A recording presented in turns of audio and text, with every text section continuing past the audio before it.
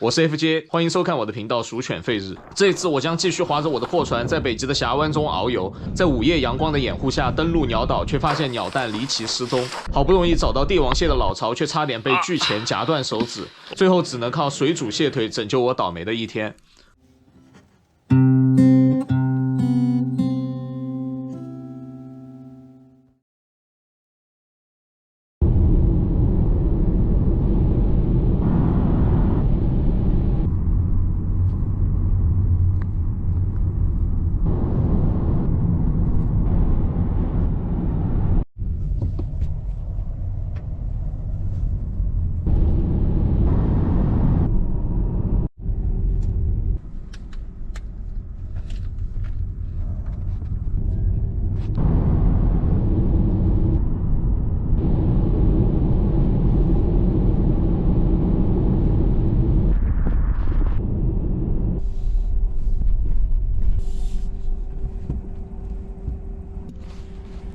现在就到了我的一个秘密据点，潮水正在涨上来，我正好把船卸下来，然后潮水再往上面涨个20公分，正好不用走太远就可以把凯亚克放下去。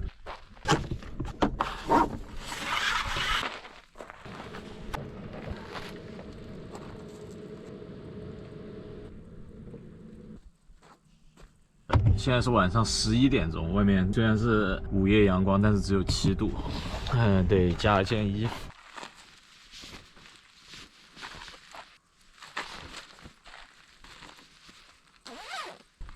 OK， 现在不冷了，还是例行查看一下这个沙滩，看一下这个附近有什么物种。好的，小帝王蟹一个，又是个帝王蟹，帝王蟹的腿，海胆，帝王蟹的腿，好。那我这才走了5米，看见这么多帝王蟹的壳，虽然很小，但是至少给到一个信息，这个地方是帝王蟹的栖息地。这又是一个，而且我感觉这个壳不是死螃蟹的壳，是它蜕皮的时候换下来的壳，很脆很薄。这其实不是啥好消息。当帝王蟹开始换壳的时候，它会消耗太多的能量来换壳，所以它的肉就会变得很少，然后就不会那么好吃了。不过至少是有螃蟹的。那现在再把剩下的东西搬到海边。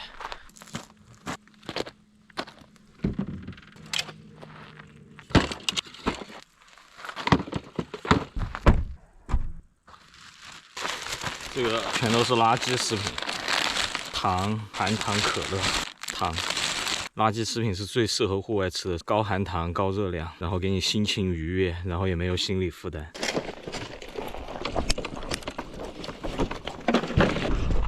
现在潮水已经涨上来了，那我赶快回去换上防水的鞋和衣服，然后马上过来组装这个船，不然这个船马上就会被潮汐带跑了。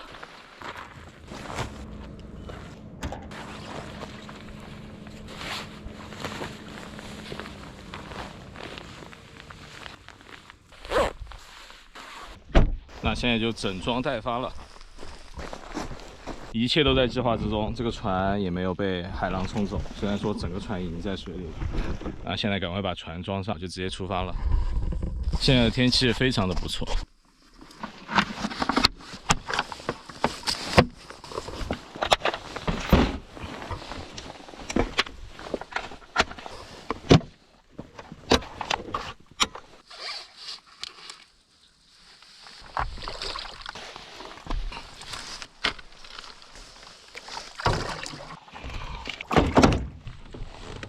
那就正式出发。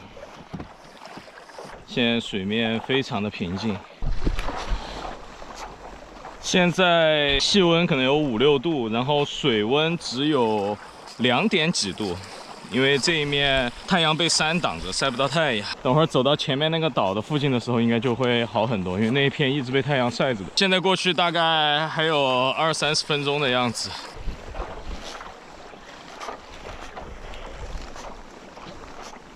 按照阿拉斯加那边说法，他们是把帝王蟹分成了红色帝王蟹、蓝色帝王蟹、金色帝王蟹。挪威这边的就是红色帝王蟹，然后又叫做堪察加拟石蟹。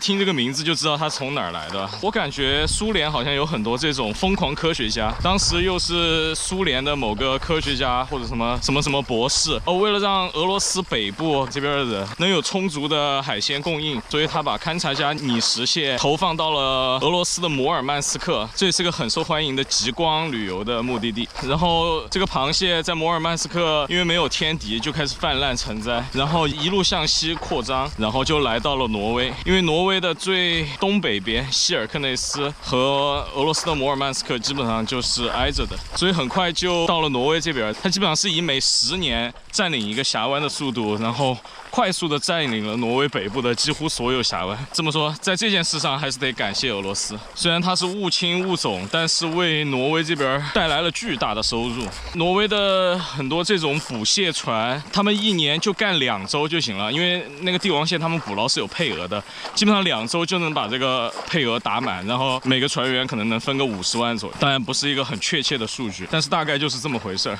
给挪威北部带来了可以说是巨量的财富。所以在这一点上还是要感谢俄罗斯。当然，挪威要感谢俄罗斯的可能很多，像俄罗斯这边一打仗的话，挪威的油气资源也嘎嘎的往欧洲卖。除了这2点贡献之外，它还对这边有个很大的贡献，那就是挪威现在有一种入侵的三文鱼，叫做粉龟。挪威这边把它叫做 Huckalaks。Huckalaks 的意思是背上有驼峰的三文鱼，因为这个鱼在海里的时候，它就跟正常三文鱼一样，然后它游回河流准备交配产卵的时候，雄性就会在背上发育出一个很大的驼峰。这个入侵物种每2年来挪威一次，今年又是它会入侵的1年，所以说期待夏天的时候能钓到很多的俄罗斯三文鱼吧。那个时候我就可以再感谢俄罗斯一次了。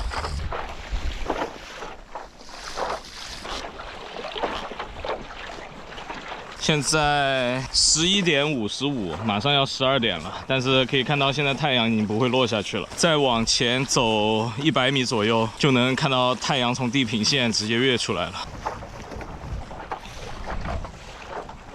可以看到太阳光已经出现在了我的装螃蟹的盒子上了。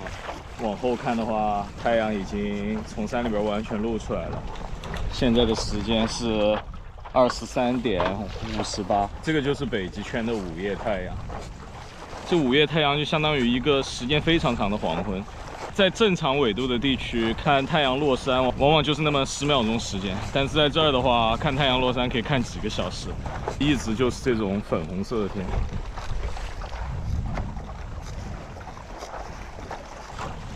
现在这地方水已经很浅了，只有10米深，再往前面走走就只有2、3米深了。但是现在不知道为什么风浪很大，完全没办法钓螃蟹，因为看不到水底，只有在耐心等待，看看什么时候这个海能平静下来。天气预报说大概1、2点的时候，这边就会风平浪静。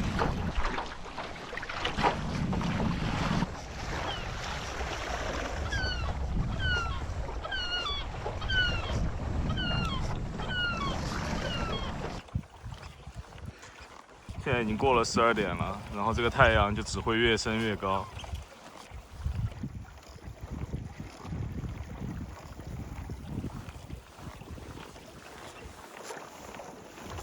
去前面这个岛走一走，然后等水面风平浪静，找一个好一点的沙滩登陆吧。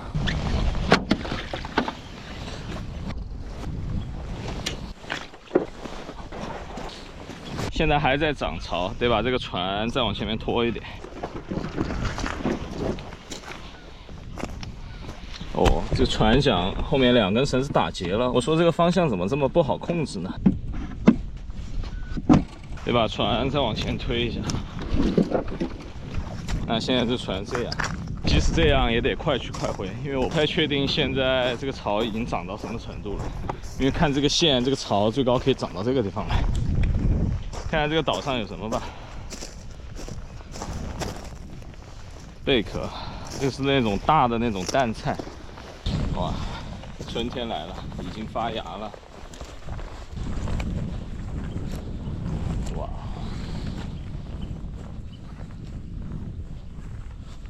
哇，这个岛上好像有很多的海鸥啊。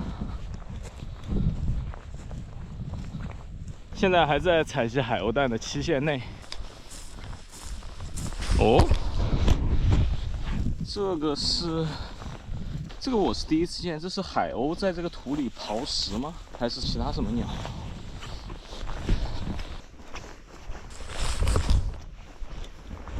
那我现在来巡视一下这个岛。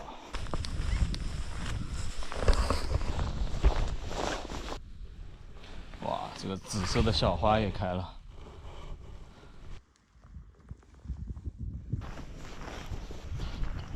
哦，我突然发现了，这个洞好像是老鼠的洞，应该是那个北极驴鼠的洞。哦，它是怎么跑到这个岛上来的？这个岛很小，感觉它是从那边近岸那边直接游过来的。我还说是什么鸟把这个地方啄了一下，那看来这个岛上在闹鼠灾啊。那这还能有海鸥的蛋吗？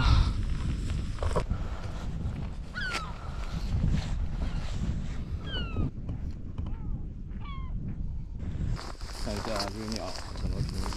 就在我身后，迎着午夜的太阳。这个岛上的海鸥都不是很怕人，就站在我的旁边，嘎嘎的叫。看到它嘴巴是黄色的，肩上还有一个红点，然后翅膀是灰色的，脚是红色的，然后尾巴上有3个白色的点。这个就是标准的 Gromolka。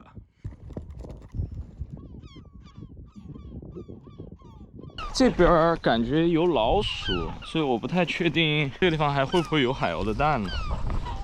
那边山坡上还有很多海鸥。我准备把船划到那个地方去登陆，一个是可以少走几步路，还有一个是我担心潮水涨上来把我的船给带走了。这个地方就看得很清楚了，这是一条隧道，这地方恐怕有1万只老鼠。不过这个北极驴鼠长得挺可爱的，不是那种灰扑扑的老鼠，它耳朵还带了一点黄色，就跟买的那个小仓鼠一模一样。还好回来了，再晚一点回来，这个船就要被海水带走了。然后我真的就只有在这个孤岛求生了。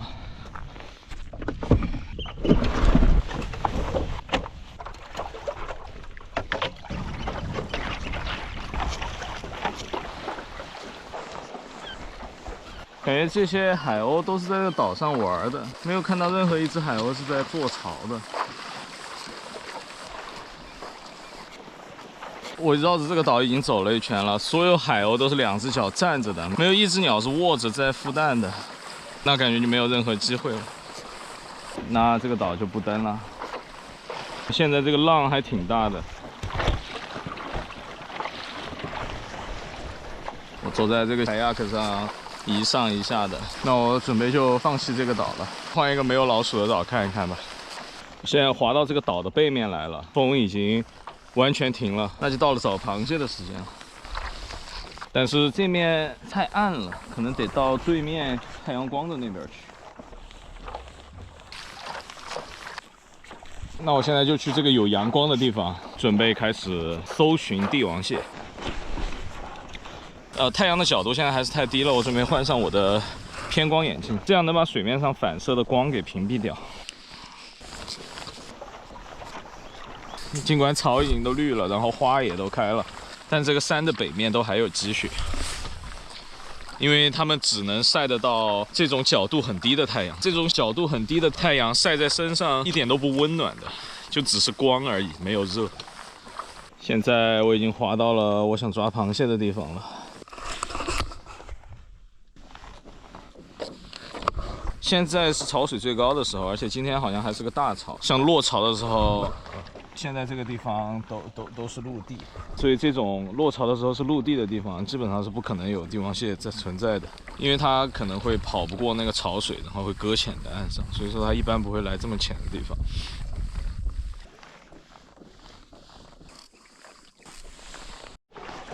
不能原地等待了，我刚才差点睡过去了，滑着滑着就睡过去了。现在已经凌晨1点半了，气温可能只有4度左右，冷的鼻涕都出来了，赶快动起来，暖和起来。然后去前面的地方再寻找一下机会。现在就该摸出我的垃圾食品，给自己补充一波能量。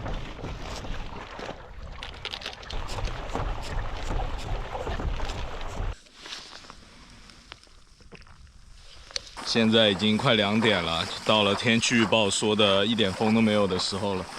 要是错过了这个时间段，今天可能就悬了。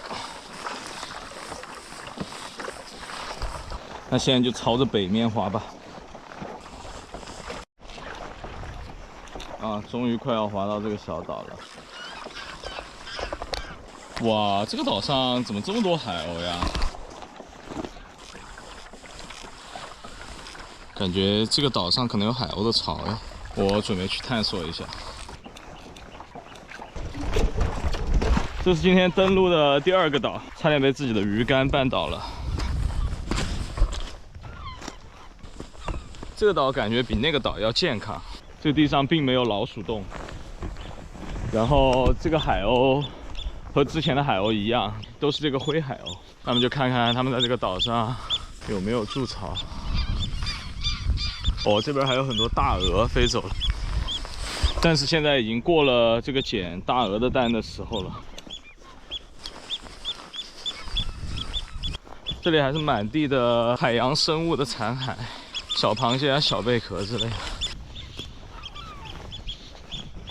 那刚才这群大鹅看来也只是在这休息，也没有在这个岛上产卵。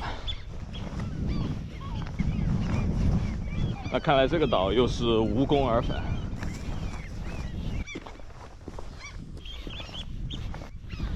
哦，这还有一个鸡下，应该是海鸥的翅膀。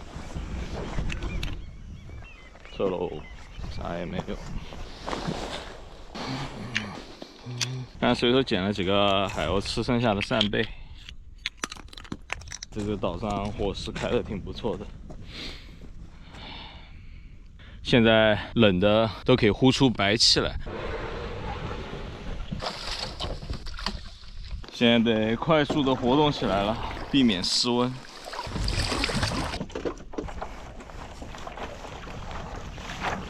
这个太阳晒着就是一种冰冷的感觉，很难形容这种感受。刚才还是一片祥和，现在到处又是这种波涛汹涌的状态了。但是我要的不多，我只需要有半个小时的风平浪静的时间，然后找到一个合适的位置，我就有信心把这个黑色的盒子给装满，就等老天给我这么一个机会了。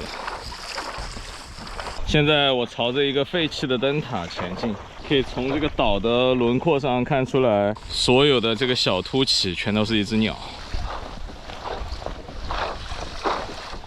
这是一座鱼鹰和海鸥的混合岛，它们混合居住在这个岛上。现在我慢慢的靠近这座岛了，因为我划的只是一个小的凯亚克，所以说没有太大的声音，它们也不会太警觉。但是差不多也就到这儿了，我也不要靠得太近了，因为现在是半夜了，它们也要休息。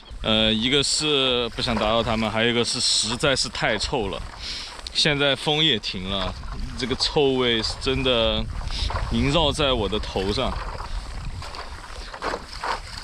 那我就赶快离开了。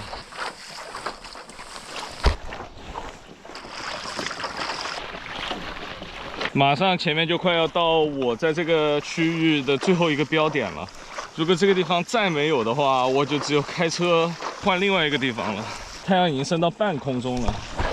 现在太阳的这个照射角度，凌晨3点的北极阳光，终于能够让人感受到一丝温暖。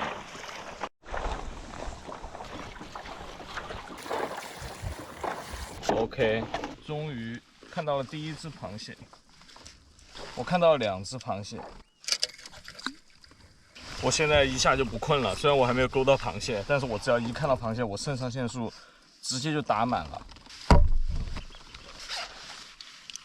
从刚才的又冷又饿又累，到现在的元气满满。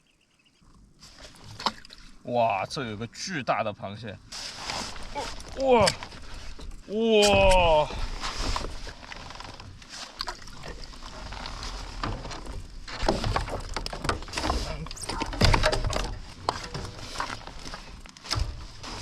这只有3、4公斤重吧。乱夹。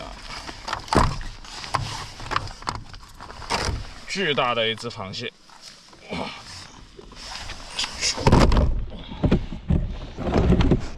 突然情况好起来了。现在这块地方基本上到处都是螃蟹，已经到了螃蟹老窝了，一只、两只，那儿还有一只，这儿还有，就2只、3只、4只。看这个石头下面还躲了一只，看这又是一只。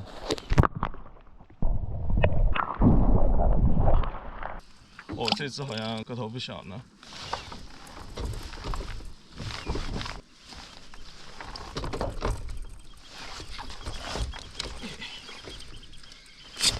哇，这个地方的螃蟹都是很成年的那种。这是勾到它的大钳子，这个可能也有3公斤重。哇，这边又是一只。这一只是刚换过壳的，它的这个腿都是软的，这种里边就全是水，基本上没有肉，然后非常的沉，这个螃蟹就送它回去吧。像这种上面有刀疤的，这一看就是老壳，没有换过壳，这种螃蟹味道是最好的。我又勾到一只母螃蟹，这母螃蟹的肚子和公螃蟹不一样，它是圆形的，可以看出它的下面这一块是不对称的。这是因为帝王蟹其实不是真正的螃蟹的品种，它是寄居蟹演化而来的，所以它这个就像寄居蟹的尾巴一样是不对称的。放回去吧。哦，这下面又有一只。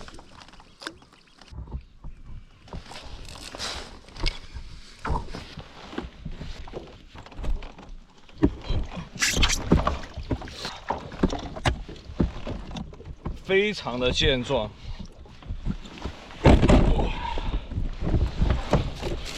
哦，这又有一只连杆了。哇，这个螃蟹现在好有攻击性啊！它直接拿钳子来勾我的钩子，我都不知道是谁在钓谁。这次都不是我勾的它，它自己把我的这个钩子钳住了。OK， 可以松手了。OK， 我现在是彻底暖和起来了，但是就是手有点累。好了。OK。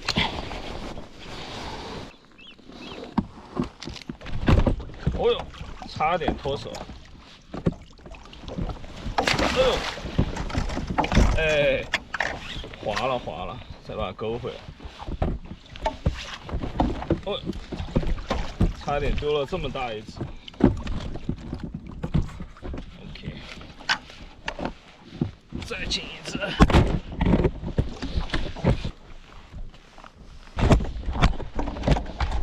这有只小越狱的螃蟹。这只好像有点太小了，放了吧。好浅。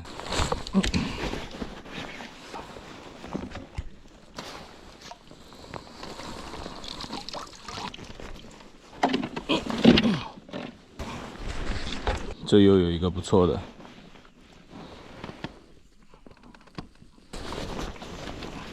感觉今天的螃蟹挺难捉的，你捉不到它就飞快的就跑走了。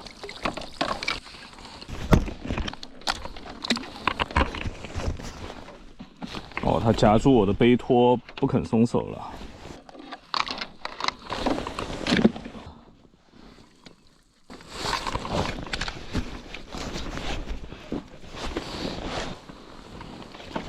哇！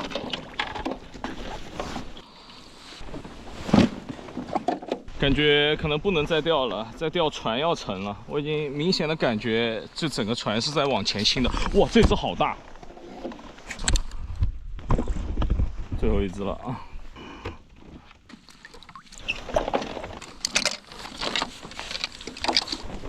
这个小兄弟，这个是个大兄弟。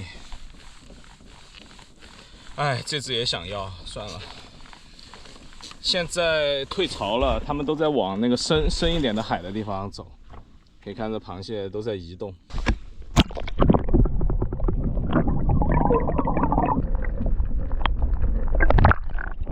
OK， 做人不能太贪，今天就这样吧。你要是能越狱，就让你走，好吧 ？OK， 拜拜。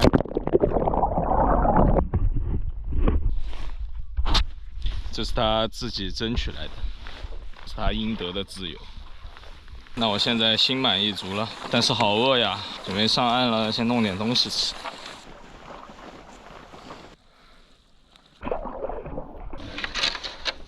这个船现在已经拖不动了，就先把这个螃蟹先卸下来。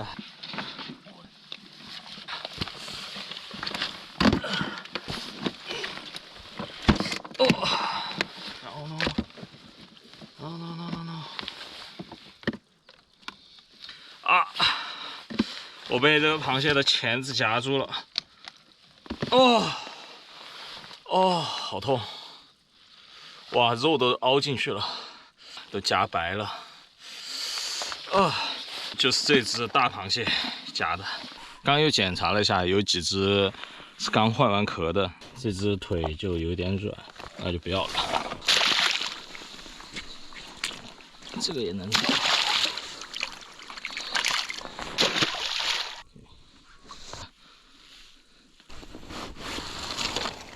然后这还有一只，我累得不行了，得马上回去弄点吃的了。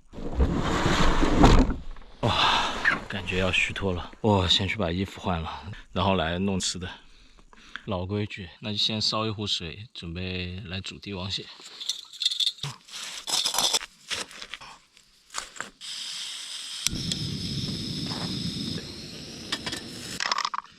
不知道有没有人好奇过，为什么帝王蟹它只有6条腿，然后2个钳子？一般的螃蟹都会有8条腿。其实这是因为它还有2条腿是藏在这里边的。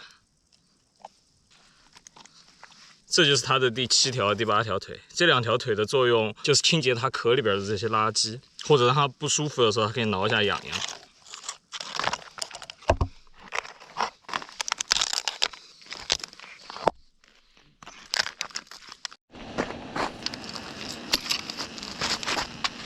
今天的螃蟹太大了，我觉得我吃个1、2条腿就够了。这条腿放进去只埋得到一半，得把它切一下，就这样把它放进去煮，然后这样大概煮个10分钟左右就好了。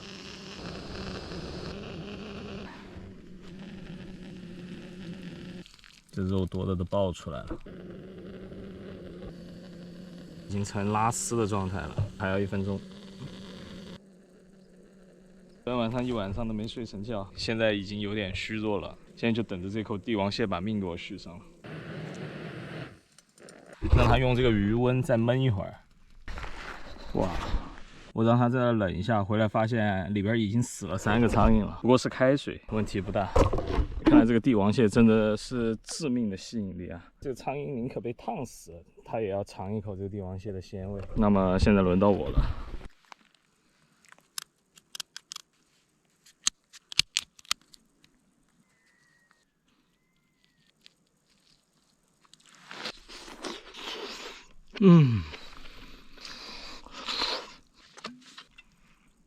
哇，还有3个。